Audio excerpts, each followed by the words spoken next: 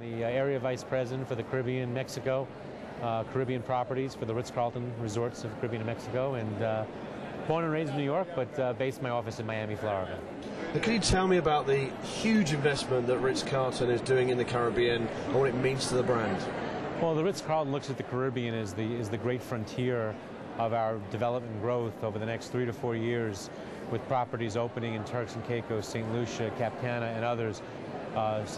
Rose Island, Bahama. It's just a wave of investment, not only from that will spawn tremendous growth in our company and in these islands, and we're just tremendously excited about it because these are signed deals that are moving forward. And what do you think these properties will do for each of the individual countries? What do you think it will do for the brand? Well, for the brand, it just continues to create different distribution points for customers. This is where our customers want. You know, we create destinations and look for great attractions and great locations where we know we could create an experience that's a Ritz-Carlton experience, but it's also got to be where our customers want to go.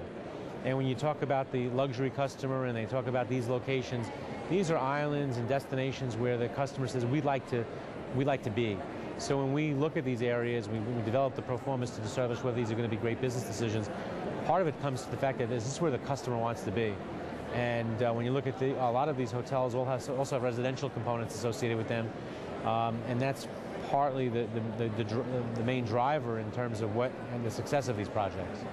But could you put it into context in terms of Ritz-Carlton, the Caribbean, in terms of level of investment here compared to, say, Asia, Middle East, and other regions? It's just the maturity of this area. I mean, as you look at the wave, if you will, of things that are happening, there's a new wave of investment in the Caribbean.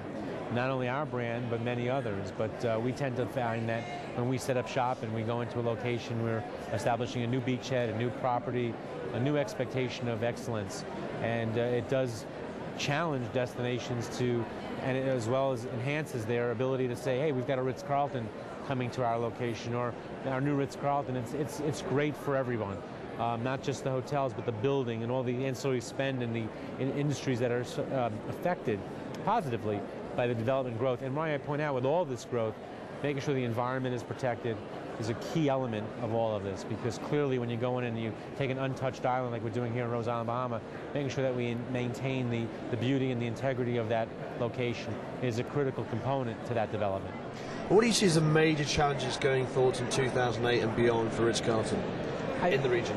I think the biggest challenge for every business today, whether it's Caribbean, whether it's States, whether it's Europe, is finding the right ladies and gentlemen to service and deliver that experience. And no matter where we go, finding the best of the best is not a challenge, but it's our responsibility to our customer.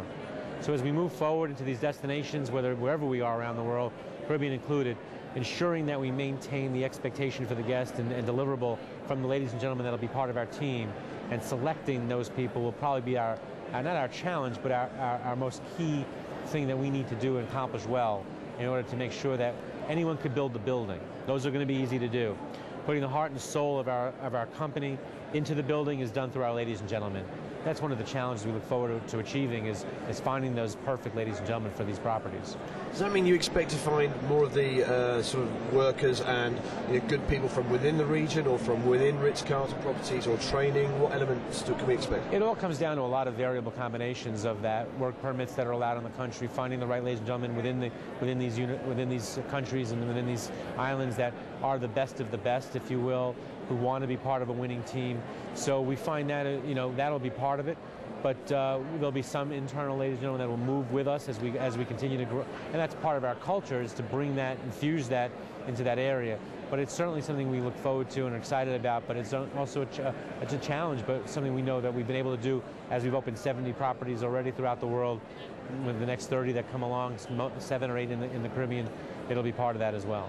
It's interesting that you put a lot of your eggs in one basket with the openings in the Caribbean coming up, but a lot of people are talking about the downturn in the US economy and the potential knock-on effect that will have on tourism to the region.